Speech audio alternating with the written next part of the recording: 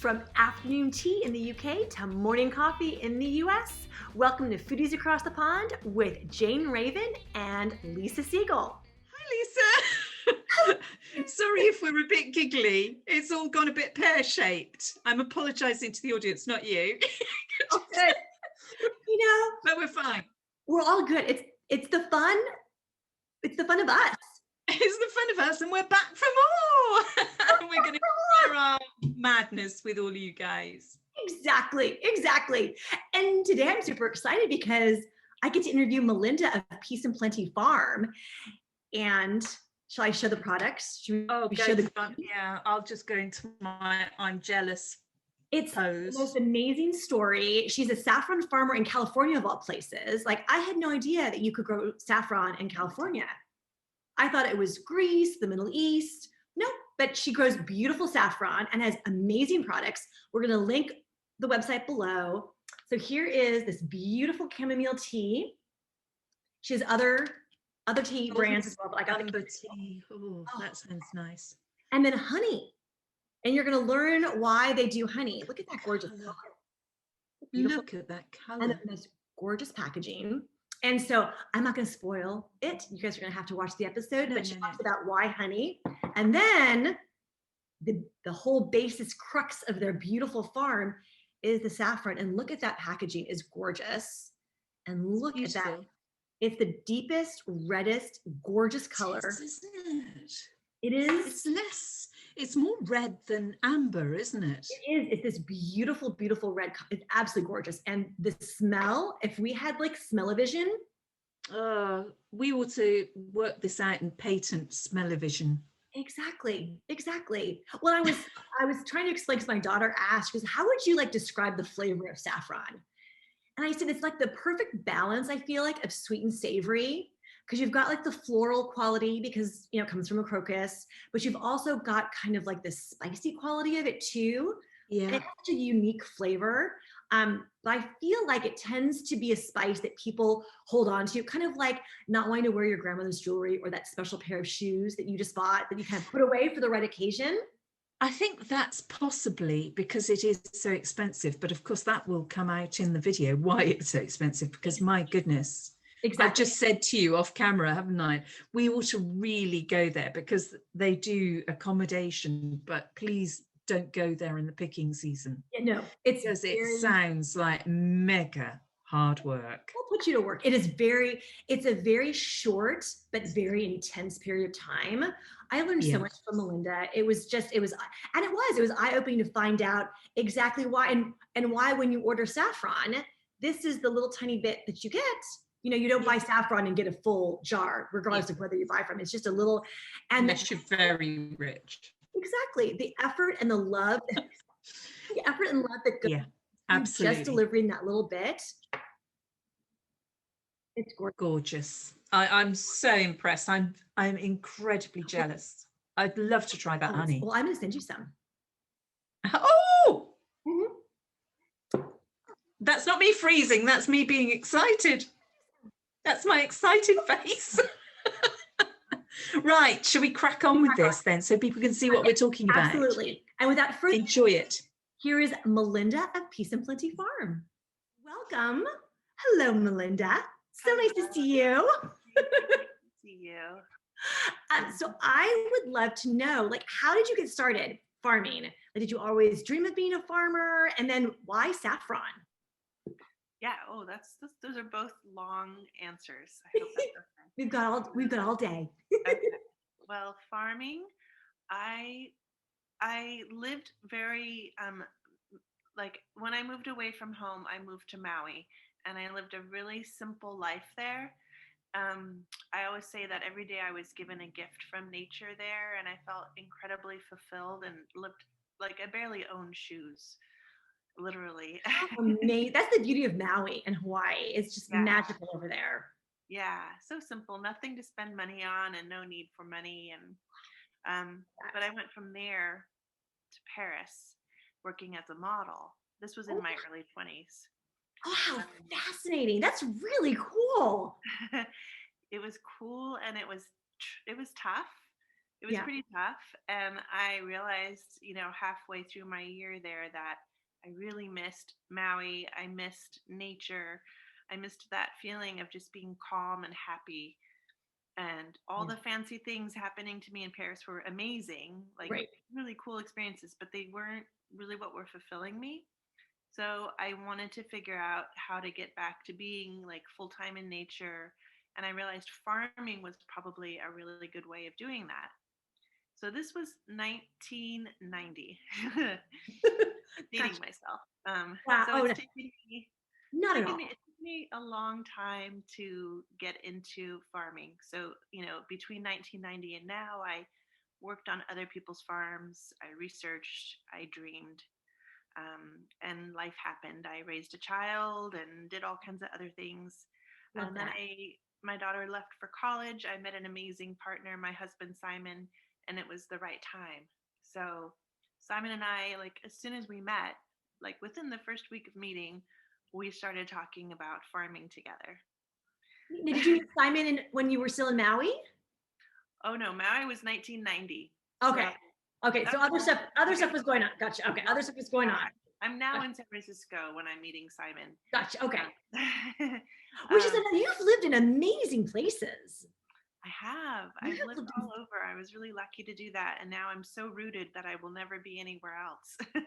I love that. That's life though, right? I think as you get older, you just realize like, okay, this is where I want to be and I'm settled and I've lived fun adventure, but then there's a really fun adventure to have like right where I am. Right where you are. Yeah. I mean, this is a little bit anecdotal, but I saw a picture recently of Jimmy Carter holding a guitar, and he had planted the tree that grew the wood that he then made into a guitar on his farm. And I was like, that's exactly, like that feeling of being somewhere long enough that you're planting a tree and then sitting under the shade of it, or, Exactly. Yeah. That's anyway, really that's that. Yeah, I love it too. Back to Simon. I met Simon in 2016. We started talking about farming right away. And we started talking about how could we support ourselves farming, since we were both pretty newbies at that point. Right. And mistakenly, we thought that we couldn't make a living growing and selling carrots and kale. Gotcha. We thought we needed a niche crop that was a high cash value crop that would kind of set us apart and be like an easy thing to grow. So of course you picked saffron. Yeah. So, I mean, we looked at everything. We looked at wasabi, mushrooms, hops, vanilla, and none of them like really clicked or checked all the boxes. And then, how it happens. One day Simon's in the car listening to NPR, a show about the University of Vermont helping New England farmers add saffron to their roster of crops. And we were like, complete light bulb moment. It's a cliche, but it really was. I mean, that really was it. Like, oh my gosh, we live in a Mediterranean climate. No one else is growing saffron in California. And it's a beautiful thing to work with. It's a flower and it's outside, like perfect. So yeah. We didn't own a farm, but we decided that was our crop. So we started looking for a farm that would suit that crop. And I went immediately to the University of Vermont to a conference they held there that year in February, and learned as much as I could at the conference, ordered 7,000 corms, which are the bulb that grows the saffron. Okay. We didn't have soil to put them in. We didn't own a farm. I love this. I like taking the leap though before. That's what they say. They say take the leap before you're ready. Yeah. And then or you jump and the net appears. You hope. Yeah. At some point. Yeah. No, it did. It did appear. It was a little panicky, but it did appear. And we found our farm. Like, I was in Vermont in February. We found our farm in April. Mm-hmm. And we were putting corms in the ground that August and September. Wow. That's amazing. Yeah. That is amazing. That's so cool. It was cool. It's cool. It is a beautiful thing to grow, but we do know why now no one else is growing it in California. Which is? There's a lot of labor. Is There's a lot of labor. Yeah, it's an easy crop to grow. It's really well suited here. It does fine. It multiplies. I mean, we bought probably a total of like 47,000 corms, but we now have probably 500,000. Oh gosh. Okay, so it does really populate really well in that beautiful climate. Yeah, it does. And strangely enough, like even though we're newbies and we're pretty small, like we've got like maybe half an acre of saffron. We're the largest saffron growers now in North America. Oh, but that's how long have you been doing this? When did you start? When did you start? Our first planting was in 2017. That's amazing. Yeah. That's amazing. Yeah. That's really fabulous. So now is the labor the hand picking? Because I've heard that you have to hand. So it's the hand picking. Is that how you? Hand. Yeah. Okay. Like all the weeding we do actually by hand, pulling each weed by hand. You Weed by can't hand. hoe because you don't know where the corms are and you don't want to, nick them or hurt them. So you have to hand weed. We hand Oh my gosh. harvest, hand process. And to give you an idea of what harvesting is like on a big day during our peak harvest days, we're picking probably 44,000 flowers in one day. Oh my gosh. And they're on the ground, right? They're not like in a tree. Like you're bending down or you're sitting on your bum. Oh my gosh. So now how long does it take from the time you plant to the time that you're able to actually like harvest and get out to market and to it's immediate, right? Like so you're planting in August, September. Okay. They start blooming in October. So they're fast. Just like that, yeah. Oh gosh. The first year you're not going to get a lot of flowers. Our first year we got like 25 grams dried from our 7,000 corms. So just a little tiny bit. Right. But every year it grows incrementally. We went from 25 grams to 325 grams. Last year we had 2 kilos. Oh my gosh. That's amazing. So take me through the process. So when you're harvesting the saffron, so what exactly does that entail? Right. Okay. So the way we do it, it's a little different from some other saffron farmers. We like to pick the blooms when they're completely closed tight, just like really closed little tight flower. And in order to do that, we have to pick at night. So we get up at 2 a.m. or 3 a.m. and we put our headlamps on and lots of layers because it's in the 20s or in the teens. Oh gosh. And we go pick at night. And then we start at like 3 and then we're done around 10 a.m. or so. Okay. And then the next step, which is taking the stigma, which is the red part, the female part of the flower, off of the flower. Each flower, you take the 3 stigmas off, right, and start collecting them. And it's like piling up eyelashes. It's like, am I ever gonna get anything? Like you can't imagine how slow you think it is. Like, oh my gosh, little tiny things that will finally amount to a pile after several hours. Right. That's amazing. Yeah. Oh my gosh. And you really should process them, separate them the same day you've picked them. Okay. So it's a long day. That is a long day. And then how long is the season? Can you grow it year round in California, or is there? No, it starts, the first flowers appear mid-October, and then we're usually done picking around Thanksgiving. Oh gosh. Okay. Okay. And that's it. That's it for the year. That's it for the whole year. Yeah. So it's a really short season then. Yeah. It's a super short season. Yeah. Wow. So then what do you do now so now do you plant when it's not the harvesting season? Are you planting new ones or just waiting for a new crop to arrive? Yeah, right now, we're just fertilizing and watering and helping the corms grow strong so that they have the energy to produce a lot of flowers in the fall. Gotcha. And they're going to be heading into their dormancy period soon. Like by June, they'll be all completely dried up and gone. There won't be any leaves in the field left. Okay. And they'll be dormant, which is amazing for California because we don't water during the dormancy period. So interesting. And do you have to protect? Do you get much frost in where you are? Do you have to protect from frost? They're hardy for that. Okay. Yeah. That's In Vermont, they have snow, right? So right. yeah. Oh my gosh, that's amazing. And so do you sell mostly into the US or do you sell internationally? Just in the US. Okay. Yeah. Okay. I mean, it's kind of our niche, right? That we're American grown saffron. There's plenty of saffron grown in other parts of the world. That's, no need Right. to compete with them. Now, speaking of other saffron grown in other parts of the world, does California saffron taste different than Yeah. saffron? So how would you explain like the taste difference and like why it tastes different? Well, just like with a wine grape, the soil, the pollination happening around it, I think all of those things really affect it. I think also predominantly our method of picking the saffron when it's closed and then drying and processing it the same day also really affects the flavor. For example, maybe like Afghani saffron, they're going to maybe air dry it or sun dry it. And so perhaps it loses a little bit of the flavor and potency. Ours has an interesting different flavor. It's more like a tangerine, tangy citrus thing going. That makes sense though, being in California.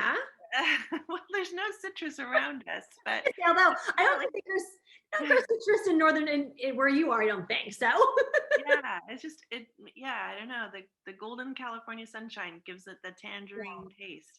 And we've tasted saffron, for example, from Kashmir. Wow, so different. The smell, the look, everything. I think most of it has to do with drying techniques. Okay. But I'm not sure. I think that's just interesting. I think you're right though about where, techniques, and also I think it's interesting to kind of consider what's grown in the ground similar to like grapes and wine. So the terroir. Yeah. To like go back. Terroir. That's such a hard word to say. So after harvest, what happens with the saffron then? Right. So after harvest, we've dried it. We've taken out 90% of the moisture. So you lose a lot of the bulk of what you've harvested. And then we set it to cure.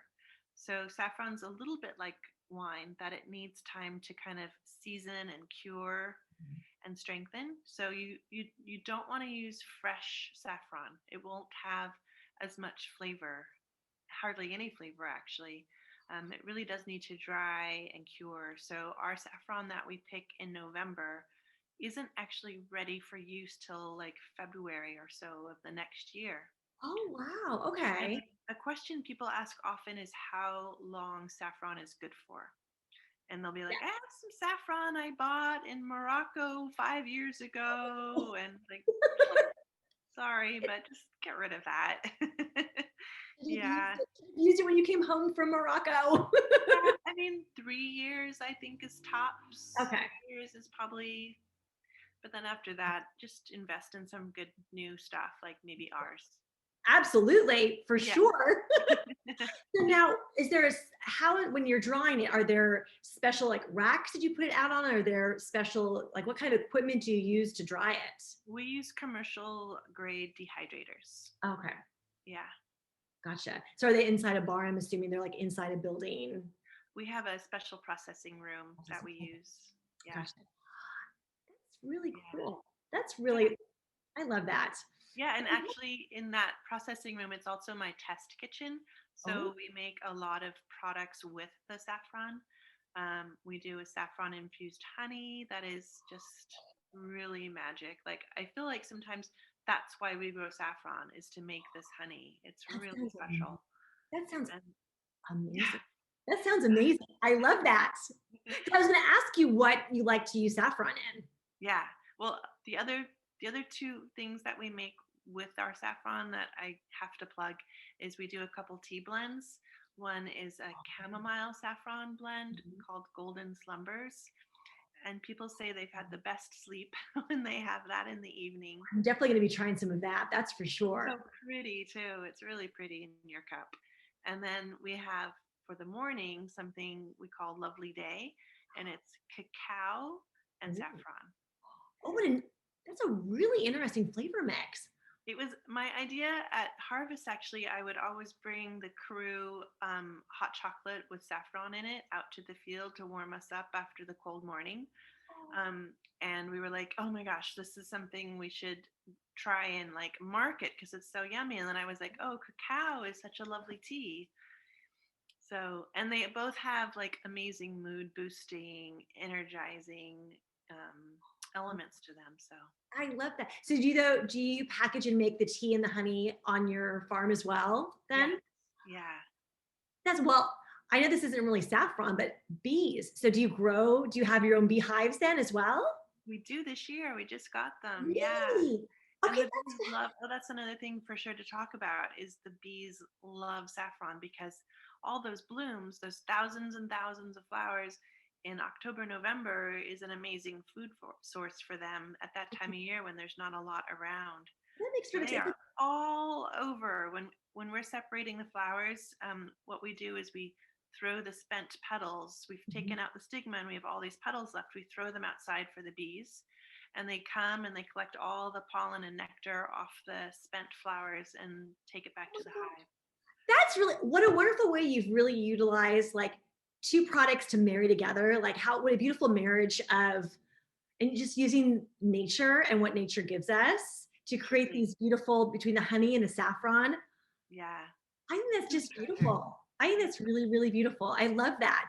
Yeah. So what do you like to use saffron and what are your favorite recipes? Is there anything special that you like to make with saffron?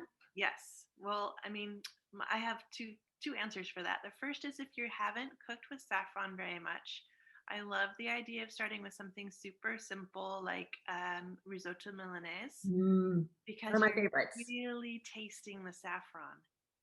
The Yeah. butter brings out the flavor of the saffron, and you're just really getting that mouthful of flavor. Like people have had it in paella, but there's so many competing flavors in there. So risotto for sure.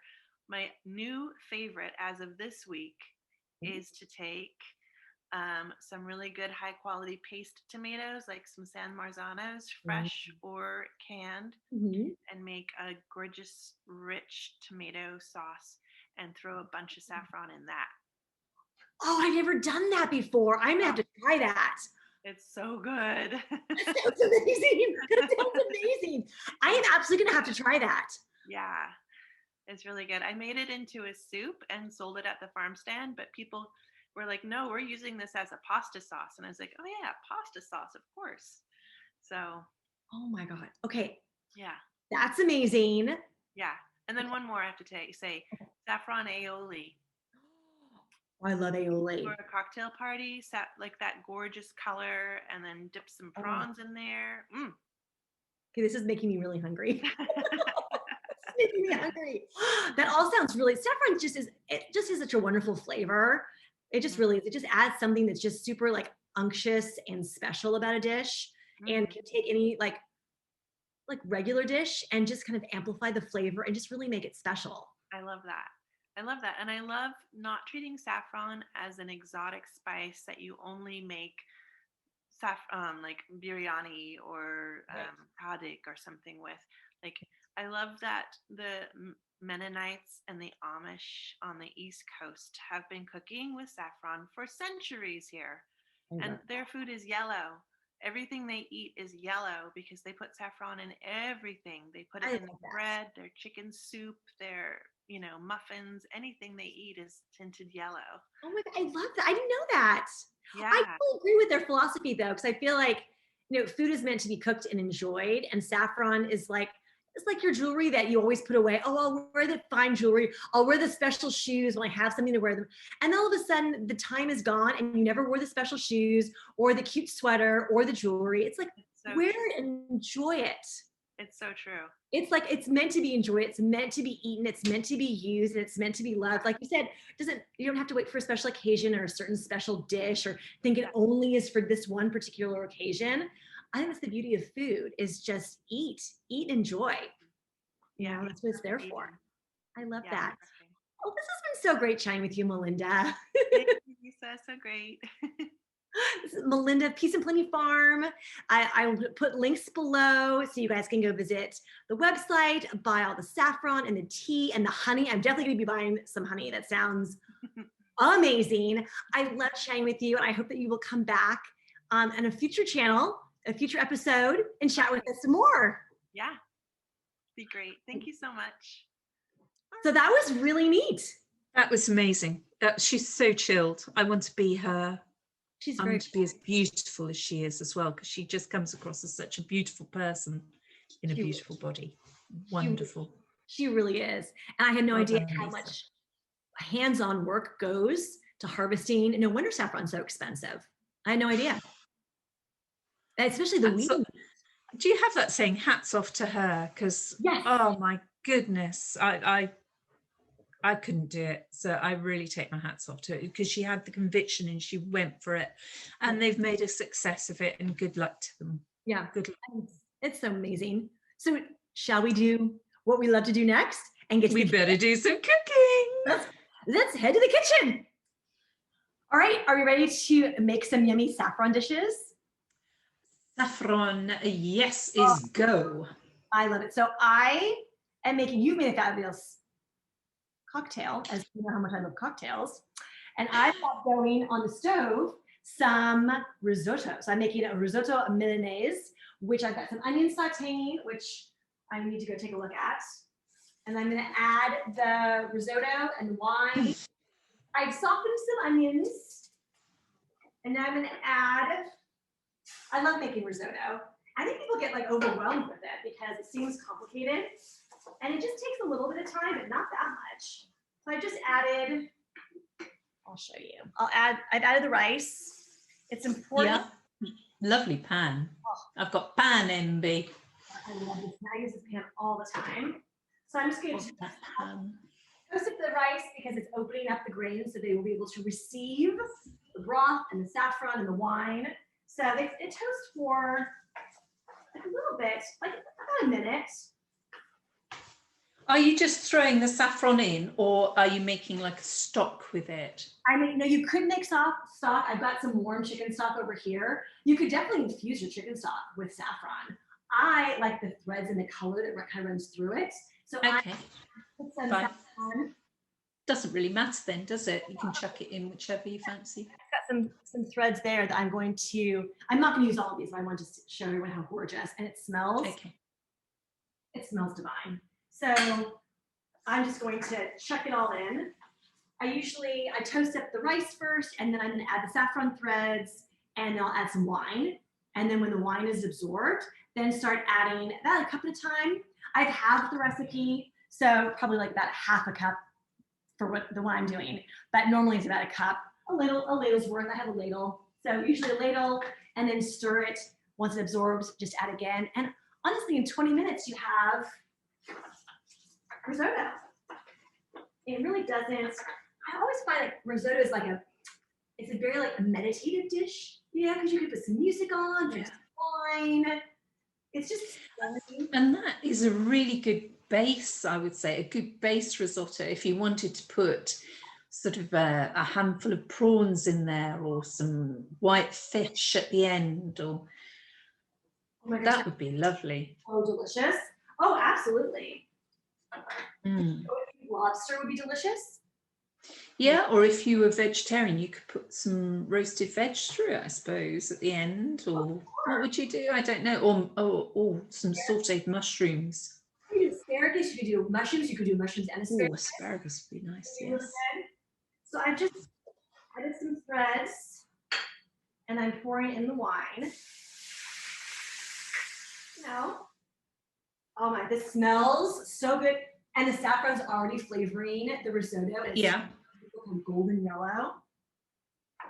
Fabulous. You want to do it in a large saucepan like this too, because the risotto needs room to grow. The rice needs room to grow and expand. So you don't ever want to do it like in a sauce pot or something that's small. It's going to kind of constrict it. You want room to stir. You want room for it to expand. I have a couple of saffron ideas. I'm just leaning across, apologies. Now this should be darker. Shall I talk about my saffron gin? It looks like, because I'm right opposite a window, and it is actually quite amber in colour. So I infused some saffron into some gin. I have had saffron gin before, and it's quite good. So I'm trying to emulate that. You can tell I haven't even opened the bottle yet to try it, but the saffron that was in it, I thought it would make a great. I threw it away. The saffron I used to infuse it, and I thought, oh, what a waste. And I thought that would be really nice to actually put that into an ice cube for your saffron gin. Oh, I love that. A tray full of saffron ice cubes as well, which would be really cool. So that was my first venture into saffron. And then I have, and I'll do this separately and we'll post the video up. I have a favourite fish recipe that I put with it a saffron colcannon, which you'll know is an Irish dish. Very easy, can go with meat, can go with veg, can go with fish, but just so easy. And the saffron makes it just a little bit more dynamic and a little bit more interesting. Oh my God. Very simple. Very simple, Lisa.